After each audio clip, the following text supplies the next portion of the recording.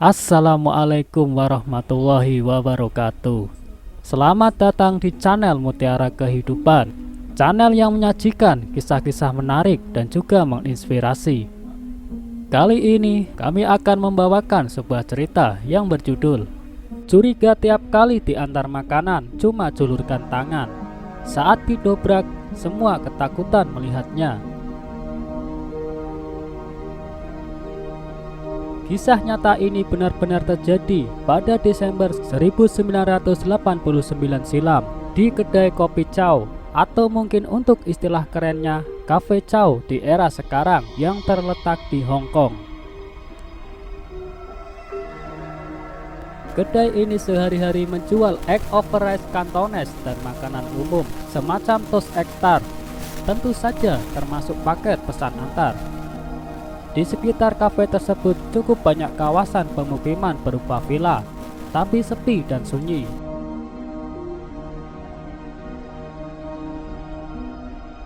Tidak seperti New Territories Hong Kong sekarang, penuh dengan real estate, lahan perkebunan lenyap digantikan dengan villa, dan di dalam kafe itulah terjadi sebuah peristiwa hantu pesan makanan yang sempat heboh ketika itu.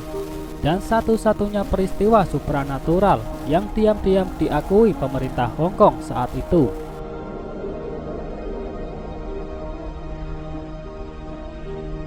Seperti biasa, pada hari itu, resepsionis Cafe Chow mendapat telepon. Si penelpon memesan makanan dan berpesan mengantar menu makanan dengan porsi untuk 4 orang itu ke salah satu alamat di Villa Tai Po Village House.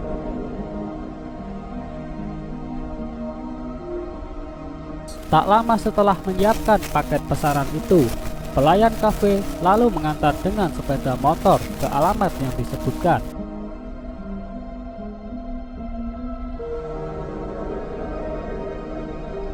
Sesampainya di pintu alamat tersebut, si pengantar lalu memencet bel, tapi setelah cukup lama ditunggu-tunggu, tidak ada yang membukakan pintu.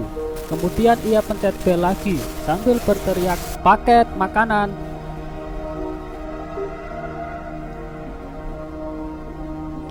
Tak lama kemudian, pintu pun terbuka dengan celah yang sangat sempit, dan uang pun diberikan melalui celah yang sempit itu, sambil menyuruh pelayan meletakkan pesanannya di luar pintu. Mendengar itu, si pelayan pun mengerutkan kening bingung dan merasa aneh. Tapi karena paketnya sudah diterima, ia pun pulang ke Cafe Chow.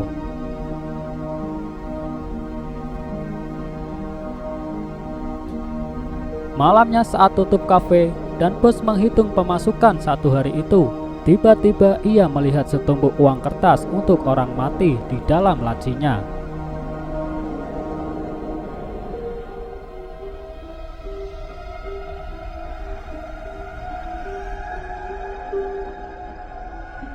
Si bos berpikir kasir atau pelayannya bercanda.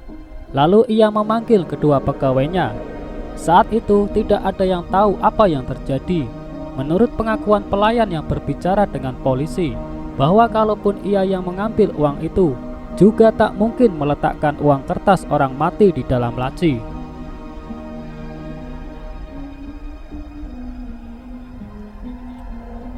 Siapapun tidak akan melakukan perbuatan keji itu, katanya membela diri.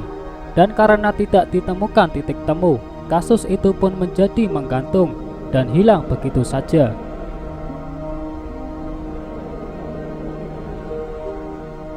Keesokan harinya, bos pemilik kafe kembali menemukan setumpuk uang kertas orang mati. Ia pun memanggil karyawannya.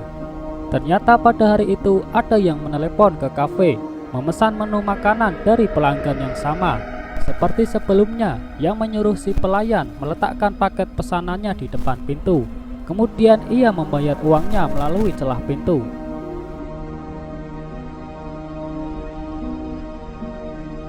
Kali ini bos kafe sangat marah dan merasa ada yang tidak beres.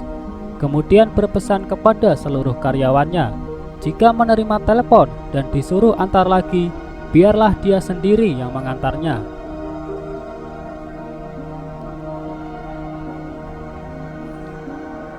Dan seperti yang diduga sebelumnya, Pada hari ketiga, Cafe Chow kembali menerima telepon dari pelanggan yang sama.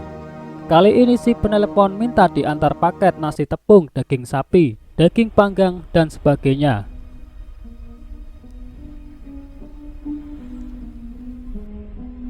Setelah pesanannya siap, kali ini si bos kafe yang mengantarnya sendiri. Dan sama seperti pelayannya, ia pun disuruh meletakkan paketnya di depan pintu, kemudian membayarnya dengan cara menyelipkan uangnya melalui celah pintu.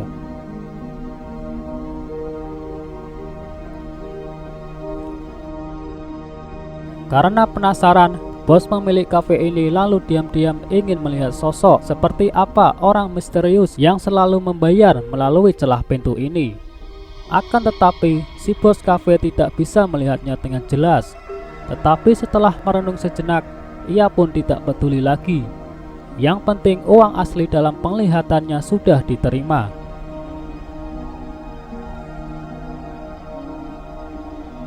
Ia melihat-lihat uang kertas yang dibayar itu, dan memang benar itu asli uang kertas Hong Kong.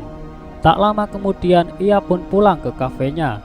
Setelah kembali ke kafenya, si bos sengaja menyimpan uang yang dibayar pelanggan setianya itu ke kotak uang sebelahnya.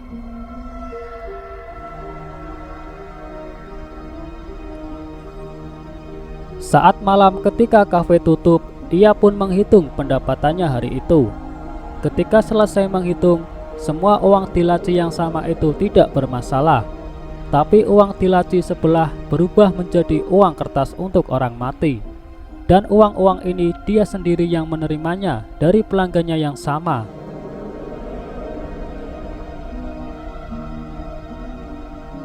Dan sontak saja, hal itu membuat bos pemilik kafe merinding dan bergidik. Lalu di tengah-tengah ketakutannya, ia pun menghubungi kantor polisi. Setelah mendapat laporannya, polisi pun segera meluncur ke TKP. Tapi tidak ada respon dari dalam rumah setelah diketuk, dan bel pintu juga rusak.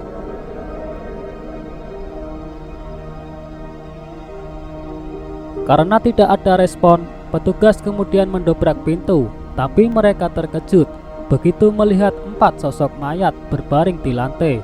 Dan bisa segera disimpulkan, mayat-mayat itu sudah tergeletak beberapa hari.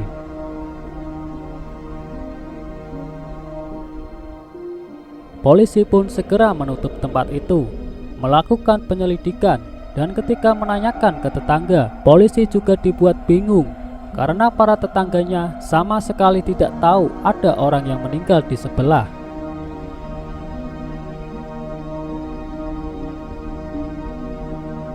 Menurut pengakuan mereka, beberapa hari ini mereka hanya mendengar suara orang-orang bermain mahjong. Meskipun tidak mendengar orang berbicara, tapi suara kocok mahjong terdengar sangat jelas. Terutama pada malam hari yang sunyi, suara kocok mahjong sangat keras.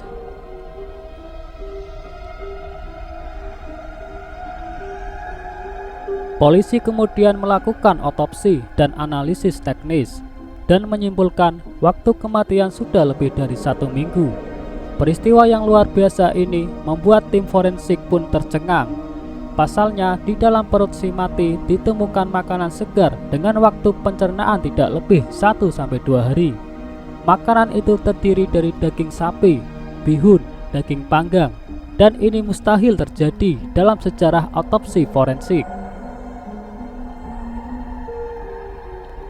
Menurut teori anatomi dan pengobatan barat modern, makanan yang masuk ke dalam tubuh orang yang telah meninggal akan berhenti mencerna. Tetapi menurut spektroskopi massa dan struktur komposisi dari fermentasi bakteri dan asam lambung bisa menentukan waktu asupan makanan secara tepat. Dan makanan yang ditemukan di dalam perut mereka itu adalah makanan yang dipesan dari Cafe Chow.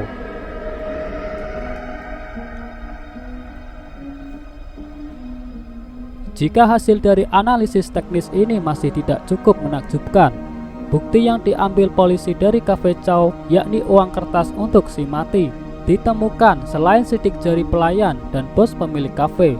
Juga ditemukan sidik jari dari 2 sosok mayat si mati, tidak ada yang lain. .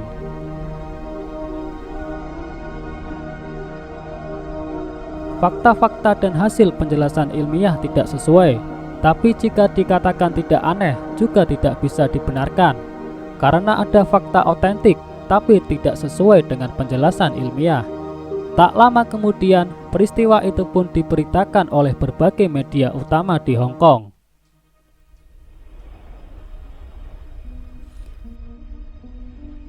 Ketika awak media meminta keterangan dari juru bicara polisi, polisi pun memberikan analisis ilmiah. Dan berbekal dari hasil analisis itu, media massa pun dengan sendirinya menganalisis kasus itu sebagai kejadian supranatural.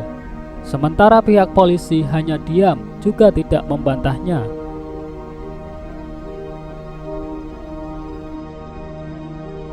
Setelah kronologisnya diberitakan, pemerintah Hong Kong dianggap telah mengakui kasus itu sebagai kejadian supranatural. Dan kasus itu menjadi kasus pertama dan satu-satunya kejadian supranatural yang tidak disembunyikan oleh pemerintah Hong Kong.